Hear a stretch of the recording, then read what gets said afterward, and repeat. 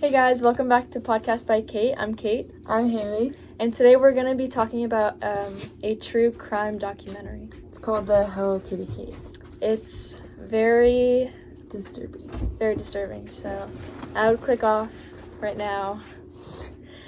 So, I think it took place in Japan, right? Yeah. Okay. So her name was, sorry if I pronounced this wrong, Fan Man Yi. She was 23 years old. I'm pretty sure that's when she got found. So her child life wasn't that great. She was abandoned as a child, and she was raised in an orphanage. So she lived in an orphanage like her whole childhood. She got kicked out when she was 14, which made her homeless. So not really much you can do when you're homeless. So she became a sex worker. And she struggled with substance abuse. Yeah. So in 1996, she married a client of hers that was also a sex worker who also struggled with substance abuse. So she married him. Their neighbors described him as like pretty abusive. Like they would always hear them fighting through the walls and like the baby crying. They had a baby 2 years after, or like 2 years before they got married. So.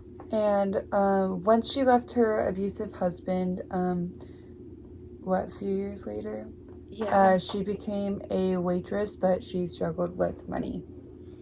She stole an old client's wallet. I think it was like $4,000. So he was a pimp and a sex worker. No, that's the same thing. He was, what was he? What the heck was he? He was a pimp. Whatever, he was a pimp. That's just what we're gonna call him, the pimp. So she stole the pimp's money, right?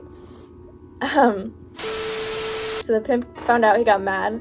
He wanted his money back, but also he wanted interest, but she couldn't give him that interest, so he hired two henchmen, two of his friends, to kidnap her and bring her back for sex work and like prostitution to make money. So she was imprisoned and raped for a month, and during that time she was tortured and forced to eat human feces, and they burned her feet so that she wouldn't escape. It's horrible. They would all like tie her up and like kick her and abuse her.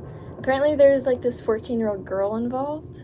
Yeah. I don't know, it's really They weird. found the abusers kicking her in the head. And then someone's girlfriend was involved too. Yeah. One of the henchmen, I think. Yeah. So that's really weird. She was actually the one who came out to the police because she felt like she was being, what is it, like, she felt like her spirit was like after her or something.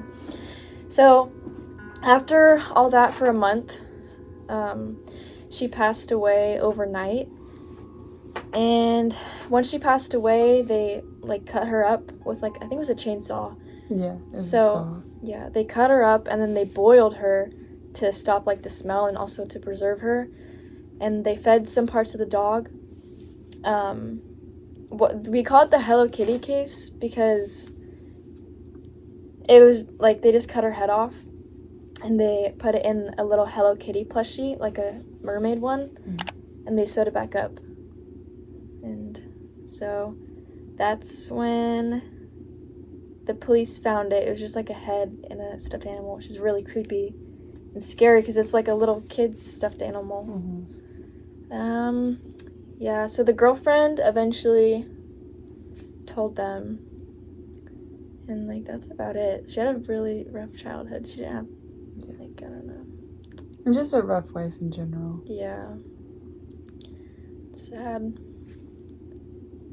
And was she 23 when she died? I think so. I'll have to check back on that, but I'm pretty sure she was only like 23. And she was like homeless since she was 15, which is sad.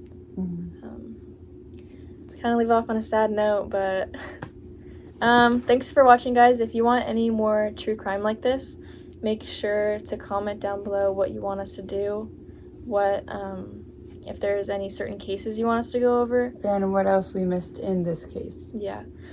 Well, that's all for today's video. Go hit the subscribe button and like this video. Bye, guys.